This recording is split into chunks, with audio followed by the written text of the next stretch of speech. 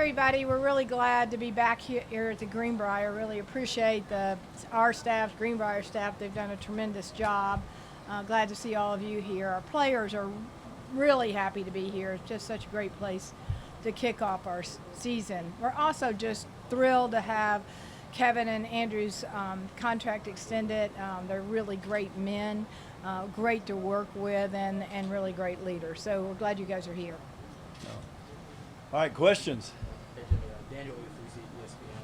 Nice to meet you all. I was curious on that. As you watched Nick, go through that post-practice workout, obviously no timeline for the first return. What's going through your mind as you watched him kind of go through that? Well, I would say probably the same thing that was going through all of your minds are. We're all hoping and praying that Nick's going to get back because he's not only a great player, he's a great guy, but he seems to be on track. I think we all have to remember he's coming back from an incredibly serious knee injury that required 2 surgeries, but if anybody can do it, it's Nick Chubb. So we're excited to see what can happen.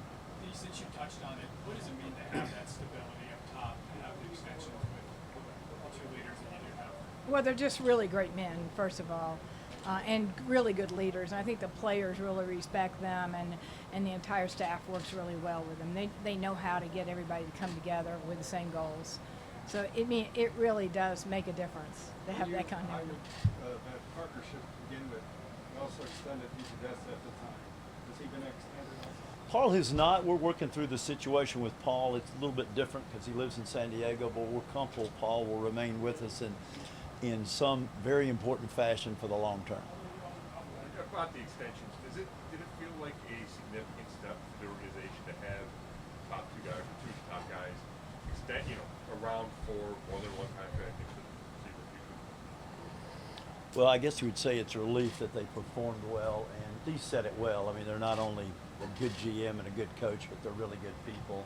They're very young. I think oftentimes we forget how young they are, and I think potentially very high ceiling for both of them. So it's, as Dee said, they're good at their job and they're good people to work with. Will you both maybe address just how well Deshaun Watson has come back so far from the shoulder surgery, and how nice it is for you guys to see him out here in 11 on 11 since he began pads on Monday? So just how Yeah, encouraging is I mean, I think for what you can see as well, he's really comfortable and really competent. And I think that has made a big difference this year, immediately coming out comfortable and competent.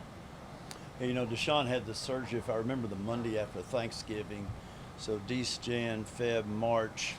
He came back in early April. I think he attended every practice of the spring, might have missed one, which was great for him. He's worked hard. He told us he's in the best shape he's ever been in. So we're excited to see what happens next week, get the pads on, and see how he does. But he's in a very good frame of mind, as I think you all saw yesterday. All things considered, you had a pretty good year offensively last year with injuries. Why did the organization think the offense needed to be changed and the coordinator needed to be changed? I think that's a hard question because you're talking about the people that were here who are really good people, in some ways did a really good job. I think you're always trying to look to improve, innovate, and get better. And you're also looking what offense fits your quarterback skill set the best. So we're excited to see what Ken and his group can do. We obviously have 2 new O-line coaches, new tight end coach, new running backs. So the entire offense, except for CO, is new. They have put in a ton of time. Kevin has been right in the middle of it. And I think the solution Kevin came up with, where there's going to be a fair amount of change in the offense, but he's going to call the plays, is a good one. So I come back to the Greenbrier, and have you had any pepperoni rolls since you had it? I don't think we had pepperoni rolls. Have we? No. We don't need. I don't need to. This was Kevin's idea to come down here, who was big on getting away for camp, and it worked out well last year. He would say that, let's face it, we faced as much adversity as you could face. Right, we're devastated by injuries. Lou Jack the first game, then Nick, then Deshaun, then all 3 tackles, et cetera, and yet still managed to finish 11-6 and make the playoffs. He felt like that bonding, if you will, really helped us through the tough times, and it's hard to argue with that. And the second year is easier, right? Everybody knows where everything is, you all included, so hopefully it'll help us again this year. To go back to Deshaun and the contract, and obviously entering year 3 of that, and the time he's missed, just how confident are you guys still in him and the success he can bring to this team, and obviously the Super Bowl goals of it all? I mean, Deshaun works really hard. I mean, he's well prepared. He worked really hard off season. We obviously have really high expectations. He has really high expectations of himself. For both, oh, I didn't mean to. No, go ahead. Off of that, with Deshaun, how often are you guys in conversations with him, just, you know, casual or otherwise, and how much have your relationship with him kind of grown over these 3 years? I mean, we talk to the players all the time. I mean, we're in the building, so we see them on a casual basis. We talk to Deshaun on a regular basis. I mean, I think a lot, maybe not all our players, but a lot of our players are really comfortable with us being around, and Deshaun is certainly comfortable with us. Could you update us on the stadium situation? Yeah, great question. I think we said the last time we talked to you all, this is a big project, okay? No matter which direction we go into, it's complicated. Anytime you have a public-private partnership, it's not easy. We're continuing to work through the process, and we hope sooner rather than later we'll have a solution. But I can assure you, we were on the phone for an hour this morning talking about various things that have to be solved, and one solution or the other, and we'll continue to do so till we get to what we think the right answer. And if you ask what's the right answer is what is best for our fans, okay? That is driving 90% of the decision making. What's best for our fans, because these are long-term decisions. This isn't a 5-year decision, a 10-year decision. It's at least a 20-year decision, maybe more. So what is best for our fans will ultimately drive what we do. Jimmy, is it Yeah, getting more complicated? Well, no, we just came off the MLS All-Star Week down in Columbus at the Lower.com Stadium, and we can see what a new facility again can do for the vibrancy of the city. I mean, it was an incredible 3 or 4 days in Columbus. Since you last spoke on it, is it getting more complicated or less complicated? I don't think either, Tony. It's just, I think I said this, if we go to Brook Park, and I'm not saying we are, that's a $2.4 billion project, plus the real estate development around it would make about 3.5. That would be the 3rd or 4th largest construction project ever done in Ohio. If we remodel our existing stadium and spend $1 billion, that's more than Sherwin-Williams is spending on their downtown office buildings. So the complexity of these, getting the design right, the cost right, making sure you can finance it, how much equity it's going to take, working with city, county, and state just takes time. And everybody is working hard on it. How close are you to coming up with a plan? Some of the feedback the folks that I've talked to, they're looking for a singular plan. They're not looking for option 1 and option 2. So what's the timeline to make that decision between a renovation or to build Yeah, it? good question, Daryl. I don't know that because there's too many variables. I can tell you we're intensely focused. Hope it happens sooner rather than later. If I was you, I'd ask what's sooner. I don't really want to commit and say exactly because there's still a fair amount of variables. You had that Berea project too. The state did not give the city the funding for the rec center or the field. What does that do for your plans for those 16 acres, and when do you expect to put shovels in the ground and start developing that area? Real shovels in the ground next March or April. Probably we'll do some preliminary work if all goes well, underground work, if you will, in the fall before it turns cold and wet. Still cautiously optimistic we'll be able to get everything done there. And I think it's Dee and I went down and looked at the Star in Dallas 2 or 3 weeks ago. It's not going to be of that magnitude, but I think it's a cool little project, if you will, for Berea. We still hope to have a rec hall for everybody to use, student housing for Baldwin Wallace, apartments, a hotel, which that area badly needs it, some restaurants, and then a 7,500 seat stadium that we'd activate for football, lacrosse, soccer, high school games, Baldwin Wallace games, etc. That I think it'll be a really neat project. So you all are there at Cross Country Mortgage Campus all the time. When you come over that bridge and see all that open space, it's good. So we're excited. It's not near the magnitude of what Brook Park or what our remodel of Cleveland Brown Stadium would be, but it's a neat little project. Jimmy, the mayor has made apparently a big commitment to the Dan Gilbert project on the riverfront. How does it affect what you're trying to do, funding-wise? Yeah, first of all, I want to say this. We don't view this as one or the other, okay? And we want Dan's Bedrock project on the river to be successful. It's my understanding the city is setting up a pretty substantial TIF for them, and good for them. We hope it gets done. and we hope the lakefront gets developed at the same time, because if both of those can happen over the next 5, 6, 7 years, it will make Cleveland and Northeast Ohio a much better place to live. It I know doesn't you seem that didn't the have- city wants to move forward with the type of lakefront plan that you guys presented. I believe it was in May of 2021. They seem to want to take a different approach to lakefront development. What's your take on that, and how does that impact your decision-making process? You know, that whole project is still in development. I mean, we've had some great conversations with the mayor, so it's flexible too. They have some really good ideas on that plan. I think our plan had some really good ideas, and I think working through that together, you know, that's a process too.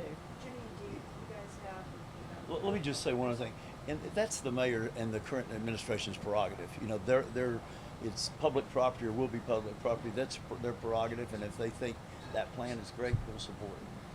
You have your coach in place for the long term, you've got your GM in place, you've got your quarterback, you've got Miles Garrett, that's a player of the year. It seems like it's all coming together the way that you guys want it to. So where is the bar set? What are your expectations for your football team this season? Can I give you the same answer we did last year, Nick? Listen, I think we do, but this is the NFL, and if anybody understands how hard it is to win, it's us, okay? And it's Because we've you. got a long way to go in terms of being a consistent winner. Do we feel good about our roster, our quarterback, and our staff? We do, but things happen, injuries, you know, situations change, and I think you all know we have an extremely difficult schedule this year. If I'm a fan, our home schedule is unbelievable. You know, if you care who wins and loses the game, it's tough. So are we comfortable with it? I don't even want to say comfortable. We've made a lot of progress, still have progress to go, is probably a better way to say it. Jimmy, I know you said you couldn't give an exact timetable, but is there a deadline for the stadium where the plan needs to be start, you know, be in the stages of going for it to be ready by 2029? Yeah, I guess, Chris, our lease runs out in 28, so I guess you could say that's driving it, and that's providing the sense of urgency. I just don't want to say October 1 or Jan 1 or March 1, because it would be disingenuous, because we really don't know. I can assure you the intensity on all sides of coming up with a solution is extremely high. How would you describe your dialogue with the mayor personally? Really good. Yeah, I mean, really we've good. had great conversations. We had dinner with him not long ago. I think we have a really good relationship with the mayor, and we care deeply about Cleveland and kind of his vision for the future, and very supportive. Will you have anything on the ballot in November? Do you anticipate anything? No, Do you need to take this, make it a ballot issue at some point? it's our understanding we do not. Why not just pay for it yourself if you want to do it? You know, that's a complicated question in that the vast majority of these stadiums, and if you read the news the last 6 months, are public-private partnerships. We don't own the stadium, and I'll be honest, the way the financials work out in an area like Northeast Ohio, I think it needs to be a partnership. I still think the incremental revenue, and that's what everybody needs to understand, will pay for the financing. What the city, the county, and the state, if they choose to do so, and I won't be presumptuous, is they're really taking our new projected revenue stream, bonding it, letting us bond, and then they're providing the finances for the project. So I think it's a good way to go. We have worked in depth with all, really 4 entities, the cities of Cleveland, Brook Park, Cuyahoga County, and the state of Ohio. So regardless if it's a remodel or a new, you don't think it has to go on time? Unless something changes, we do not. Do you have a deadline with the land purchase option in Brook Park? Is there a hard deadline with that particular developer? You know, there's always deadlines with Deadlines. options. Yeah. But we have found you can usually work with a developer, and in this case, a developer is somebody we have a very positive relationship. So, you know, cautious optimism, we can work that out. Do you believe you need the mayor's public approval to go to Brook Park? I don't think so. I mean, listen, here's what we told the mayor. Regardless, if we stay in Cleveland, we want that to be a win-win. If we go to Brook Park, we want that to be a win-win. And we will be as big as cheerleaders and supporters either way. Do you feel like, I know I've asked you this before, but do you feel like an amazing season this year will help foster great feelings for getting your project done wherever it is? Doesn't hurt, right? Yeah. I mean, I look at our, you know, we're big on customer service scores, and our highest scores are when we win, and our lowest is when we lose. Was the service really worse? I don't know. It doesn't hurt, but I think most people are going to look at this as a long-term project. And Dee and I have said it numerous times. The support of our fans in Northeast Ohio is phenomenal. I mean, we have unbelievable fans, and that's why we want to work so hard to give them a good experience. What feedback are you getting from the fans on what they want? This is all about the fans. Do they want downtown Cleveland or do they want Brook Park? You know, I The would just casual say, survey says they're real excited about Brook Park, but Yeah. you know that's not very scientific. So I don't know. Does a renovation to the stadium, obviously a dome would allow you to host a tremendous amount of additional events than if you remain open air, but would the investment in the existing stadium provide you organizationally to meet the goals that you're aiming for with a stadium project, as far as the additional events and things like that? Because you're still open air, you're still on grass, you're all that, Yeah, well, go ahead, huh? I just think we're really trying to solve a lot of the problems with the current stadium. Safety for the fans getting in and out of the stadium, make it easier for them. I mean, it's really complex to get all that worked out and solved. So I think those are some of the major issues we're trying. Functionally, we have a lot of issues with the current stadium that we're trying to solve for. Big challenge with our current site are ingress, egress, and traffic, and those are challenges that can we allay some? Yes. Are we going to be able to perfectly correct it? No. It's just Couple that's- more? How do you feel about the 18-game schedule? It feels like a strong push to that. Do you like it, and how fast do you think it could get there?